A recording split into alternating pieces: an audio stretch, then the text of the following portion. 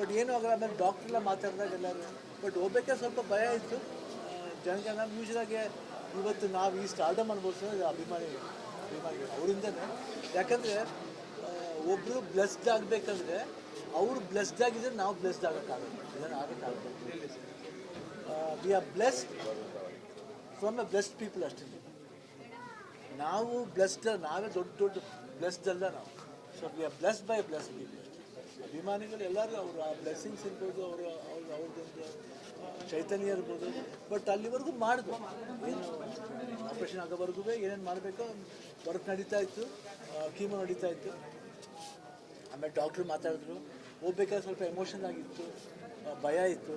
ಹೋಗ್ಬೇಕಾದ್ರೆ ಇಡೀ ದಿನ ಫ್ಲೈಟಲ್ಲಿ ಟ್ರಾವೆಲ್ ಮಾಡಿದ್ರು. ಅಬೌಟ್ 21 hours ಫ್ಲೈಟ್ ಟ್ರಾವೆಲ್ ಹೋಗ್ಬೇಕಾದ್ರೆ.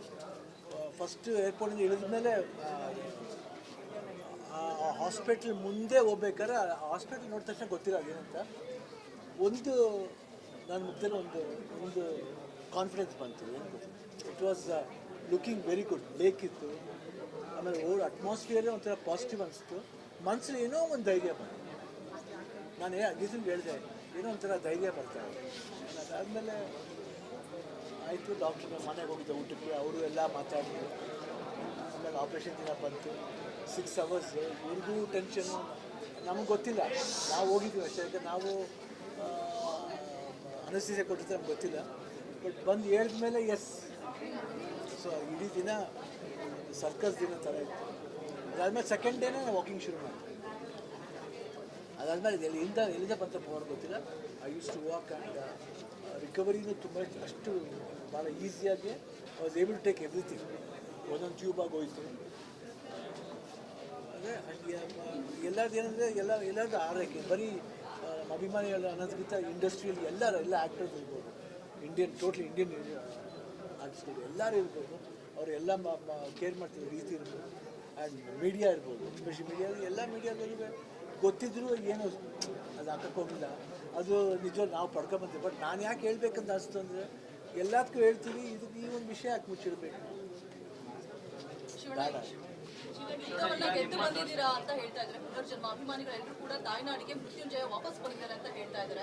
ಮತ್ತೆ ಗೀತಕ್ಕ ಕೂಡ ಅಂತ ಕ್ರೂಷಿಯಲ್ ಟೈಮಲ್ಲಿ ಜೊತೆಗಿದ್ದು ಸಪೋರ್ಟ್ ನೀಡಿದ್ರು. ಅವರೆಲ್ಲರೂ ಅಭಿಮಾನಕ್ಕೆ ಏನು ಹೇಳಕ್ಕೆ ಇಷ್ಟಪಡ್ತಾರೆ? ಇಲ್ಲ, ಅವರು ಅದ್ರ ಬಗ್ಗೆ ಗೀತದ ಬಗ್ಗೆ ಮಾತಾಡೋಂಗೇ ಇಲ್ಲ. ನಡೆದ ಯೂಶ್ವಲಿ ಗಂಡಸರಿಗೆ ತಾಯಿಂದರು ತುಂಬ ಇರ್ತದೆ, ಹೆಣ್ಮಕ್ಳಿಗೆ ಕಷ್ಟ ಆಗ್ತದೆ ನೋಡೋಕೆ. ಗೀತ ಹೆಂಡ್ತಿನೂ ಆಗ್ತದೆ, ತಾಯಿನೂ ಆಗ್ತದೆ, ತಂಗಿನೂ ಆಗ್ತದೆ, ಎಲ್ಲ ಸಂಬಂಧಗಳು ಮಿಕ್ಸ್ ಮಾಡ್ಕೊಂಬರ್ತದೆ. ಈ ಸತಿ ನಿವೇದಿತ ಒಂದು ಹಾಡಾಗಿದ್ದಾರೆ ಅಷ್ಟೇ. ಅದು ಬಿಟ್ಟರೆ ಅವಳು ಇನ್ನೂ ತಾಯಿಗಿಂತ ಹೆಚ್ಚಿನ ರೀತಿಯಲ್ಲಿ ನೋಡ್ಕೊಂಡು. ಆಮೇಲೆ ಭೀಮಣ್ಣ ಇವ್ರು ಬಂದಿದ್ದರು, ಮಧು ಬಂದಿದ್ದರು, ಆಲ್ಮೋಸ್ಟ್ ಪ್ರಶಾಂತ್ ಕೂಡ ಬಂದಿದ್ದರು. ಆಮೇಲೆ ಅನು ಅಂತ ನಿವೇದಿತ ಫ್ರೆಂಡು, ಆ ಮಗು ನಮ್ಮ ಜೊತೆಲೇ ನಾವು ಹೋಗೋ ದಿವಸನೂ ಡ್ಯಾಲಸ್ ವರ್ಕ್ ಮಾಡ್ತಿದ್ದು. 1 ತಿಂಗಳು ಕಂಪ್ಲೀಟಾಗಿ ಬಂದರು. ಆಮೇಲೆ ಅಲ್ಲಿದ್ದು ಕನ್ನಡಿಗರಿರ್ಬೋದು, ಪ್ರತಿಯೊಬ್ಬರೂ ತೋರಿಸಿದ ಪ್ರೀತಿ ಇರ್ಬೋದು. ನಾವು ಅದು ಮಾಡ್ಕೊಡ್ತೀವಿ, ಇದು ಮಾಡ್ಕೊಡ್ತೀವಿ, ಏನು ಮಾಡ್ಕೊಡ್ಬೇಕು ಹೇಳಿ, ಅದೆಲ್ಲ ಮರೆಯೋಕ್ಕೆ ಅಲ್ಲ. ಅದಕ್ಕೆ ಮತ್ತು ಯೂಎಸ್ಲಿ ಒಂದು ಫಂಕ್ಷನ್ ಮಾಡಿದಾಗ ನಾವು ಎಮೋಷ್ನಲ್ಲಾಗಿ ಅದಕ್ಕೆ ಇವತ್ತು ತುಂಬ ಸ್ಟ್ರಾಂಗಾಗಿ ಹಳ್ಳೆ ಬ್ಯಾಡ್ದು ಇವತ್ತು ಸ್ಟ್ರಾಂಗಾಗಿರಬೇಕು ಅನ್ನೋದಕ್ಕೋಸ್ಕರನೇ ಇವತ್ತು ಸ್ವಲ್ಪ ಧೈರ್ಯವಾಗಿದೆ. But I think it was very touching for me. ನಾನು ಮರೆಯೋಕ್ಕೆ ಆಗಲ್ಲ. ಐ ಥಿಂಕ್ ದೇವರ ಆಶೀರ್ವಾದ ಜಾಸ್ತಿ ಇತ್ತು ಅಂತ ಕಾಣ್ತೀನಿ. ಇವರು ಭೀಮಣ್ಣ ಅಂತ ಗೊತ್ತು, ಶಿರ್ಸಿ MLA, ಇವ್ರ ತಾಯಿ ತಮ್ಮ ಅದ. ಇವ್ರಂಕ ಹೇಳಿದರೆ I can work normal work ಮಾಡ್ಬೋದು. ಫುಲ್ ಫ್ಲೆಜ್ ಆ್ಯಕ್ಷನ್ ಬಂದ್ಬಿಟ್ಟು ಮಾರ್ಚ್ ಎಂಡಿಂದ ಮಾಡ್ಬೋದು.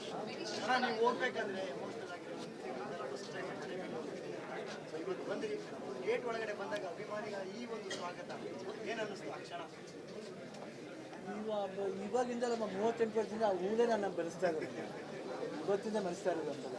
ಶಿವಣ್ಣನಿಗೆ ಏನಾದ್ರು ಆಗಬೇಕು ಅಂತ ಇದ್ದಿದ್ದಿಲ್ಲ, ಯಾವಾಗಿದ್ರೂ ನನ್ನ ಅದೇ ಥರ ಹೂಲೇ ಬೆಳೆಸ್ತಿದ್ದಾರೆ. ಅದು ನನಗೇನು ಅದಕ್ಕಿಂತ ಹೆಚ್ಚೇನಂದರೆ ಅವ್ರ ಪ್ರೀತಿ, ಅವ್ರ ಕಾಳಜಿ ಇದೆಯಲ್ಲ, ಏನಾಗಿದೆ ಪ್ರತಿಯೊಬ್ಬರಿಗೂ ಇದೆಯಲ್ಲ, ನನಗೆ ಅದು ಭಾಳ ಟಚ್ ಆಯಿತು.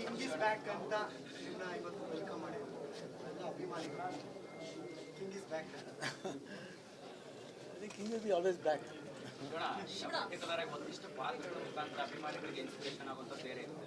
ಇಂಥದ್ದೊಂದು ಬಟ್ ಏನೂ ಆಗಲ್ಲ. ಆಮೇಲೆ ಡಾಕ್ಟ್ರೆಲ್ಲ ಮಾತಾಡಿದಾಗ ಎಲ್ಲರೂ ಬಟ್ ಹೋಗ್ಬೇಕಾದ್ರೆ ಸ್ವಲ್ಪ ಭಯ ಇತ್ತು ಜನಕ್ಕೆ. ನಾನು ಯೂಶ್ವಲಾಗಿ ಇವತ್ತು ನಾವು ಈ ಸ್ಟಾರ್ಡಮ್ ಅನುಭವಿಸೋದು ಅಭಿಮಾನಿಗಳು ಅವರಿಂದನೇ.